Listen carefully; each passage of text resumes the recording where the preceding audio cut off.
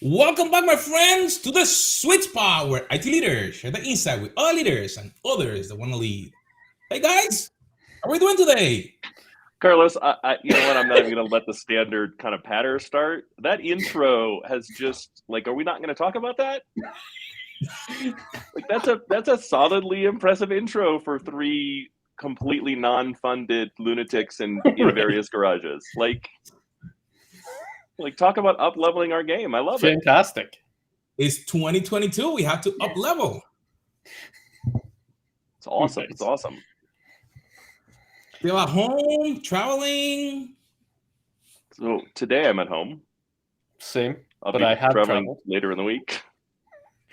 You're not gonna know where you're gonna be later in the week. Okay. I think I've already will had be in- 15 nights so far this year. I'll be in Beverly Hills Saturday till Wednesday. Looking forward to that. Oh wow. A little Beverly travel. Hills. Little travel. I'm already at 86,000 miles for 2022. That's not because I traveled that much. It's because they carried over from 86,000 last- miles. Well, they carried over for last year. right? Right. Okay, I was gonna say, dude, So- where Forgot do about you the go? carryover. You have 2 years, right, to get the same amount. So I did 56 last year, and then there's some bonuses and all that kind of stuff. So I'm currently at 86, which means I only have to do 14 to get super elite. Looking forward to that. That's an Should be a interesting good year. detail. So where am I at? Oh, You're looking Huh. real time. I thought they had rollover as well, but they didn't roll over anything for me this year. I got to figure out what's up with that. It's quite possible you don't get it to the end of January. I was actually surprised I got it a week ago. Oh, yeah. Yeah. That makes sense because I had because of my first class international flight to the Netherlands at the end of the year. I had a huge amount of miles. That's a good bump. I knocked it. I needed 2,000 miles or something to hit 1K. Yeah. And I got, I don't know, 11,000 for that trip or something. Nice. Like it was insane. Wow. Yeah. So I was like, oh, okay, well, and then I forgot they do rollover, so I may have to see how that goes. So let me ask you a question. In that trip, did you find a bunch of people taking their phones so they can get their fake first class pictures or fake thing, I'm a millionaire or something like that, so then they can talk about how great they are? Didn't you know Howard was Insta famous? The only Insta famous I've ever been is instantly famous, and it faded just as quickly. So I was on a plane where I was instantly famous. The best travel hack in the entire world is buy a box of chocolate and give it to the flight crew when you get on board the plane. Wow. Absolutely unequivocally. I do it almost every flight. Doesn't matter where I'm sitting. Every single time they will go way above and beyond to make sure that I'm happy. You'll get free drinks the entire flight, right? Nice. Especially if when they first come by, you kind of pawn it off. No, I'm okay. The second there's turbulence, they come running down with a drink. Right? Oh, okay. Nice. So there was one where they went, like, apparently they'd been having a bad day, right? It was right in the midst of kind of COVID, a bunch of cancellations. I guess customers were really upset. The pilot came on to personally thank me. Wow. Mr. Holton in seat 7B, we just wanted to say thank you very much for flying with us today, and we recognize your special little whatever. And the lady sitting next to me, throughout the flight, every single member of the flight crew came up and said, "Mr. Holton, I just want to say thank you. Mr. Holton, I just want to say thank you. Mr. Holton, I just want to say thank you." And she goes, like, "Who the hell are you?" Right? Like, why don't I know you? And I'm like, no, it's nothing. Don't even worry about it, right? And then the captain came on, and she goes, no, really. Now I kind of need to know who the hell are you? Did you give her your autograph? Did you take a selfie? What did you do? No, I said, Mr. Holton is who I fly under. I'm really Zach Galifianakis. Just an alias. It's fine. Nice. All right, I'm looking forward to Carlos' transition here. I transitioned a long time ago, guys. No, we Transitioned just already? ignored the transition. You got to do it again. It's fine. I'm just gonna keep ignoring it. So that was it frustrating that people were coming to you and thinking that you were was the fake, or actually that there was some expertise All in right. there? See, it was Yeah. so All subtle, right. I missed it. It was so... So I didn't miss it I'm at all. learning. 2022. So so I was having this conversation with Paul earlier today because I was listening to a podcast, and the podcast, I got extremely frustrated because this is a podcast about expertise, and ultimately you expect a certain level of kind of quality in doing that. And what I find in a lot of podcasts is I get turned off because they claim expertise and spend 30 minutes digging into a topic, and they have no idea what they're talking about, and you could tell within the first 30 seconds. And like, I'm fine. You want to spend 30 seconds on something and go, I think this is what's going on, but I don't really know, I'm okay with it. But when you start digging in, it's problematic. And in this particular case, it's the 5G airline issue. For those who haven't been following, the 5G rollout was placed on halt while the government and airlines and telcos try to figure out how to work together. Effectively, the telcos have spent $20 billion acquiring bandwidth that they can use, airspace that they can use for 5G. And the airlines came out and said, if you turn this on, it's likely to interfere with our equipment and could cause significant problems with airplanes, specifically in takeoff and landing. Okay. Yeah. Now, it really has to do with the weather functionality and the radar, and is problematic not because there's overlap, because there's no overlap in the frequencies whatsoever. The frequencies used by one are not used by the other. Matter of fact, there is a buffer in between that was added specifically to avoid these issues. Sure. Even within the kind of reflection state that occurs within radio transmissions, it's outside of that. That's not actually the problem. And it's why it's taken kind of this long to get to it, because it really wasn't obvious. It wasn't that the airlines kind of sat on their heels for 5 years and went, hey, during the comment period, we didn't comment, because you already have the buffer specifically for that. So why would we even consider that? Well, somebody finally went, hey, this has been empty frequency for so long, we didn't really even consider it. But back in the 70s, when we came up with the filters that we put on the antennas to filter out the other frequencies, the filter's a little too low, and so 5G is going to actually come in and won't be filtered out necessarily.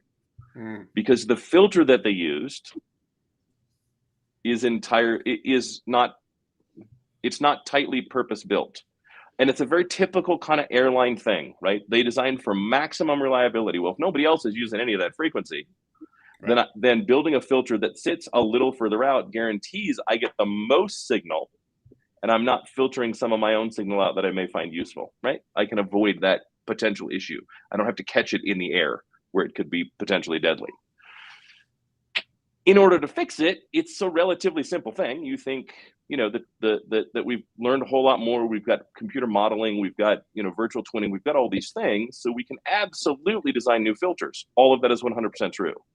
But it's also the airlines, and the testing necessary to do that, to just replace the filters, is insane. And so they just didn't do it. Is filter on instead, plane or filter on tower? Where's the filter going? No, the filter's on the plane. On plane, okay. It's on the receiving antenna on the airplane. Okay. Right? So it doesn't sound that's hugely burdensome, but they might not have the filters to do so. It's not hugely technically burdensome. Even building the filters isn't that big a deal. It's the mentality of the airlines. They just don't change things. Why? Because when they change things, you get a 737 MAX issue. Right. Ooh, right. Which is not an unreasonable perspective to have, I guess. Correct. Yeah. They've had 5 years, right? And I think, had someone discovered it 5 years ago and said, hey, the problem isn't with the frequency, the problem is with the filters, and this is still going to cause a problem for us, I think they probably could have done something about it, right? Like Boeing would have had time to do something about it. From what I understand, they just weren't paying attention to it through that lens in that way, which is why this has become an issue. That's it. That's the totality of it. It's not actually this big, huge thing, right? It's not. Planes aren't necessarily going to crash, but they do have the potential to receive noise on an incredibly critical piece of equipment, and it's just not worth it. So if we have to suffer through a little crappier cell service at the airport, I think we'll probably be okay.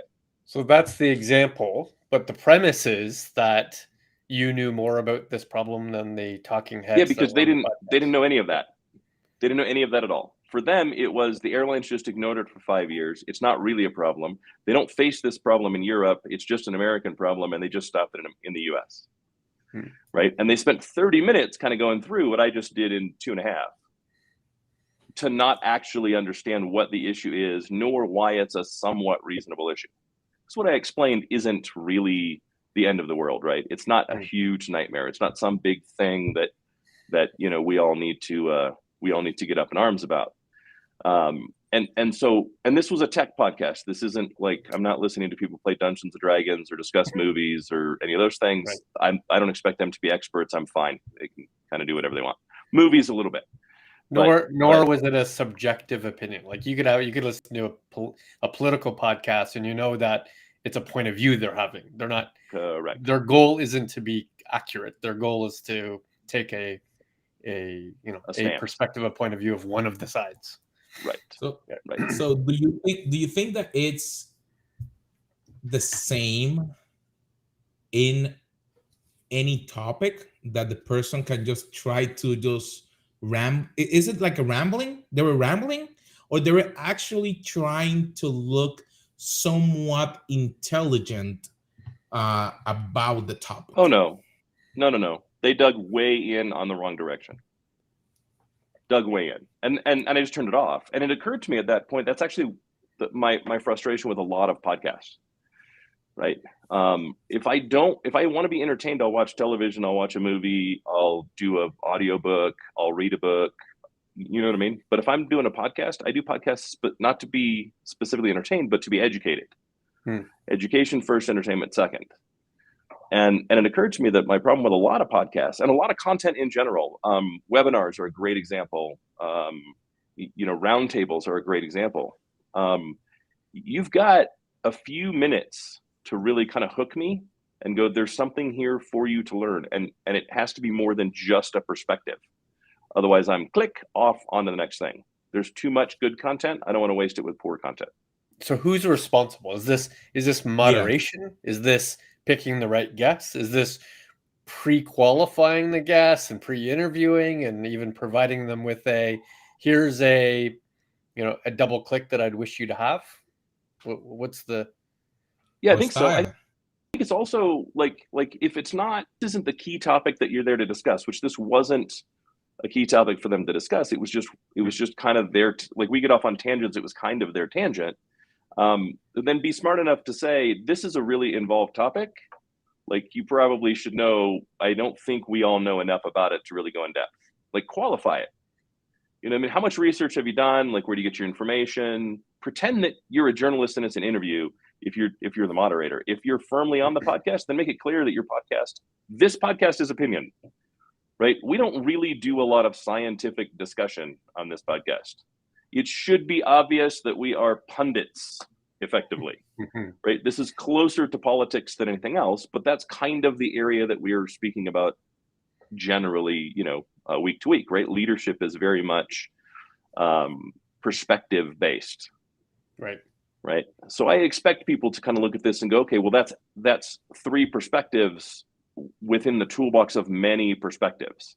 I really hope none of our viewers are like, Paul Lewis is the absolute authority on leadership. I'm just going to emulate what he does. Right. Written the book. Even if that was possible, we don't produce enough content. Right. But when you're producing educational content, right? Content that people are supposed to take and actually follow, you really do need to have, some level of expertise, or at least excuse your level and say, hey, just keep in mind, we're not experts in this particular thing. This is our personal experience. I'm okay with that, but they didn't do either of those things. So here's the challenge. So I have recently moderated a series of conversations. It's fair to say that I understood the topic enough. I don't necessarily think I'm an expert in the topic, but I certainly have, the requisite experience to support it. And you can bring on presenters to which you think will have an interesting point of view or perspective. But was it always my responsibility to ensure that the listener got an accurate result? Or was it my responsibility, or did I feel like it was my responsibility for them to be, at the very least, entertained, or to hear more than one point of view on purpose? So I kind of think of myself as a moderator far more like the journalist than I am the expert, where I'm asking questions, hoping to get some interesting, bells and whistles, maybe some sound bites that I could use to create promotional material, but less so about ensuring that I've fully qualified the answer, or that I've No, hit on every angle or every corner of the box, or I filled the box or filled the cylinder worth of water. I just don't think that's my responsibility. well, and maybe that's not your responsibility, right? But I think it really depends on the content and how off the rails you're going to go, You're like the right? reporter. You're technically a reporter. Yeah, the journalist, the reporter, yeah, but a journalist also, if a journalist brings on an expert, then they have to qualify them as an expert. Sure. Well, Right. depend where you go, because No, you no, no. have some. You are responsible to check their credentials and make sure that they're an expert. Well, are you going to tell me If that? they stayed at a Holiday Inn Express the prior night, they are not a brain surgeon. Do not bring them on to discuss brain surgery. But you can see that there's some people at that level that. So if you may have someone that may know a little bit about the topic, and you bring them in. So I think that your role is to try to feel the ball to see how it's going, and then probably redirecting if you see that he's going towards the opposite way. The danger zone. The- Yeah. And I would agree with that, right? But that's the point of moderation. Yeah. Right. It's not I'm going to toss you the ball, which is just a question. Go for as long as you want. Right. Good moderation is that steering. Good moderation really is, ensuring that the listener is not only entertained but informed, and informed in a way that you'd like them to be informed. It's infinitely easier when you have 4 diverse opinions. Yes. Right. You don't actually have all of them. All of them don't need to be perfect, informed to the same level, but they do need to be an informed opinion about kind of the same topic. So you do get that perspective, especially in things that are subjective rather than objective. Right. If it's subjective, I don't mind hearing 4 opinions as long as 2 of them are opinions that sound like expertise. The least effective podcasts and or webinars and or roundtables have been when I've contributed or moderated with people that I don't know, with people that I've never presented with before, because I don't really know how they're going to answer questions. I don't know how much they're going to ramble. I don't really understand their expertise. But podcasts, webinars, roundtables, to which I know everyone, it's very easy to moderate, because I have a general appreciation of what I think the answer is going to be around. And I can, in many ways, dance the dance, right? I know that I can start with person A, who's going to give me a highly critical opinion, and then go directly to person B, who I know is going to support or defend that opinion, and go to person C, who's going to have an unbiased perspective. And we can play that game from question to question to question, and it feels like an active moderation when I just know them well enough to appreciate how they're going to answer the questions. So should No, that be? I would agree. Yeah. You're So- very good at that. Even to the point of you have soft hands in redirecting your panelists, right? Even those that might, ramble a little bit and might tell long stories. Right. Sometimes I have to summarize a ramble just to make sure that we've rounded the corner, we'll call it. Not that I have a let me ask personal you this experience with Paul doing that, but So is that the role then, that the person that should be leading or moderating a podcast or a webinar should take the time to at least look at the previous probably episodes or any other stuff that that person have done, so they understand their style? Or is more of a here is a list of what we're gonna do. I need you to stay within these boundaries. Which one do you think that will help more, let's say, a leader or someone that is leading an event like that? Because I've seen some webinars that sometimes they go too technical. They're feature, and then the last 2 minutes is like, hey, we have something for you, and then you lose the connection. They did not educate you. So I think you have two different questions there, actually. The first question, I would say it's the former.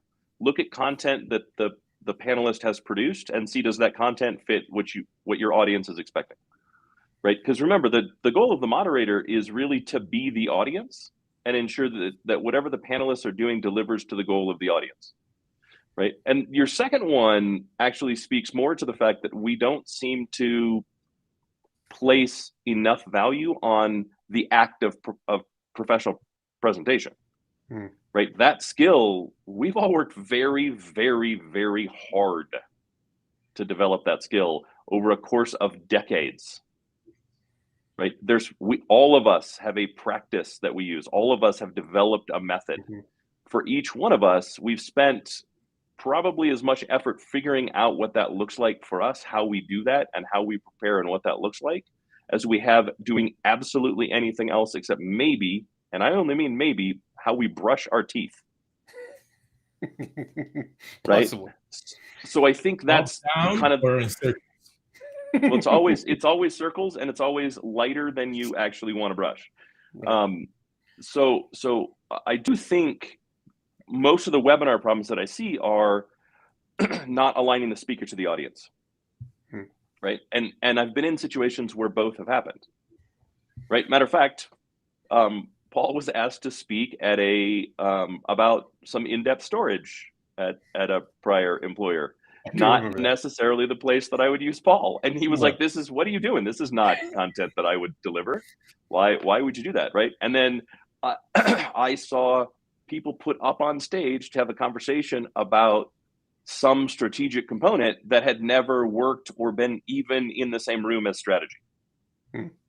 Right. And so this is supposed to be an executive level conversation, and it's all about bits and bytes and speeds and feeds. And people literally were walking out. Right. Now you're gonna gain and lose some, audience members as you go through, but not to the point where you betray the thesis that you posted in the little blurb. Right. I'm as prescriptive as Howard suggests. So my process is very obvious. It is start with the theme. What do we want to talk about? What kind of objective do we want to deliver on? My next step, physically pick the presenters that I know that have an interesting perspective and topic, even if they're not experts. It's meaningless to me. I'm looking for interesting perspective. And then all of my prep time is in questions and transition. I'm not prepping on the details. I'm prepping on what questions do I think will invoke the type of answers that will be the most compelling, or questions that might invoke disagreement, which is also just as interesting. And that's where I spend my time. I do not spend my time prepping the panelists themselves, because I want them to come to the table with their own stories, their own, means, their own style, their own whatever. It doesn't matter, because I think that mix is more interesting than having somebody prepare a set of answers to which they're just delivering in a verbal way. So let me ask you a question. I use a method that I one time heard that Lucas learned when he was filming Star Wars, that is a hero's journey, that is trying to build that journey for how do you bring or communicate something. And while both of you were talking, we have done a lot of things together, but I don't think that I have ever asked you this, is how do you prepare yourself, or what can our audience do that have worked for you to get ready for that? How do you learn? Like you just said, you think about the presenter, you ask questions, but what is your process? Because I think that even though we don't create a lot of content, our idea is that we can share what we have learned. Like, what is your process, either you, for that? So Paul kind of described his process, and the whole time I'm thinking, yeah, I'm not the, like, I've been a moderator a few times and it's gone okay, but I'm not as good as Paul, because my process is, if you Show want up. me to be a panelist, I show up. If you want me to be a moderator, I'm probably going to know like bachelor level information about the topic. Right? Like I will do far more research as a moderator or an interviewer than I otherwise would have, right? As a panelist. Because as a panelist, you're asking me to show up because of my expertise. Right. As a moderator or the interviewer, right? As the journalist, that's not actually the ask. And so how do I, as you're going through telling your story, how do I know what are the right questions to ask? How do I know what the most interesting questions are to ask? How do I know where you've got, like, I get wrapped up in my stories. It's part of the problem. Yeah. How do I know when they've been wrapped up in their story and redirect them so they can kind of come back around to the bigger point that maybe they glossed over, right? Maybe there's 5 aspects of the topic and they've only touched on 3. Right. So that's kind of that's kind of the irony. So the reason why I don't do that level of read is to ensure that I'm asking interesting, insightful questions. When you do that kind of research that you're doing, you miss the superficial stuff and you go directly to the nuance. And if you don't have the 101 understanding, the 201, the 301, the 401 nuance questions you're going to ask will blow away any of the actual audience members, because they don't have the base, right? They don't have the general information in order to appreciate the nuance. Without a doubt. But it makes for an incredibly interesting, more conversation style. Right. They become very, very interesting. But yeah, both methods have pluses and minuses. Right. For sure.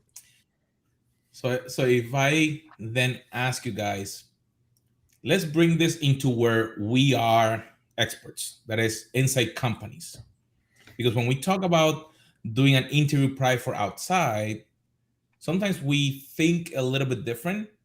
What about when you're inside getting ready for a meeting, doing an update? As a leader, you have to communicate the new vision for the company or for your department, or what do you do?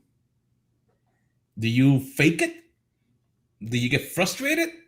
Or you just show that you're an expert, or what?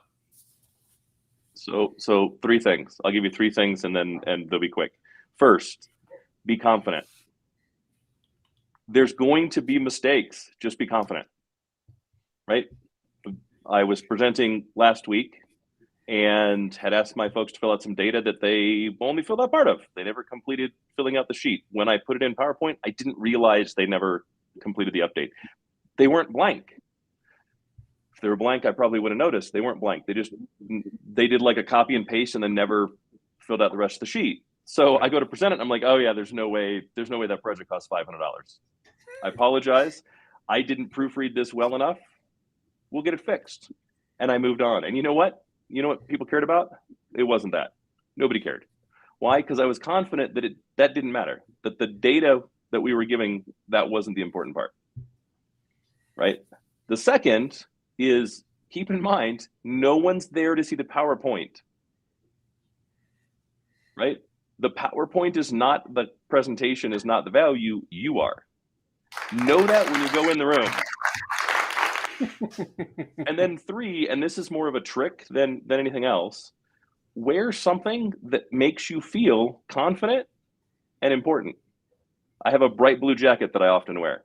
You all saw my suit, right? It had a bunch of different colors in it. It wasn't seersucker level, but I do not like kind of your standard gray suit or your standard blue, your standard kind of navy blue suit. Wear something that makes you feel like you should be on stage, that you're comfortable in. Don't go get something wild if you won't wear wild, right? Paul, your suit is fantastic. It's the same suit every time, and it does that for you. It's your uniform, Absolutely. Right? And it works like armor. So those are the 3 things that I would recommend. I agree with all 3 of those things. The last one I'd add is I'm generally looking for an emotional experience. I'm looking for you to be happy, excited, enthusiastic, which is how I project happy, exciting enthusiasm, because I want you to bring that in. I want you to receive it, because the outcome of this conversation is you saying, yes, I want to do this. Agreed. My friends, has been awesome to have you with us today. Understand that you have a level of expertise. Use it. But if that's not your area, bring someone if you want to talk about that topic so they are the expert. Don't just fake it. Don't just take the time to just ramble around it, because like we heard, you're gonna cut that connection that you have with your audience. And at the end of the day, what we're here is to connect, to grow, and to be better together. My friends, we'll see you next week here on The Sweet Spot.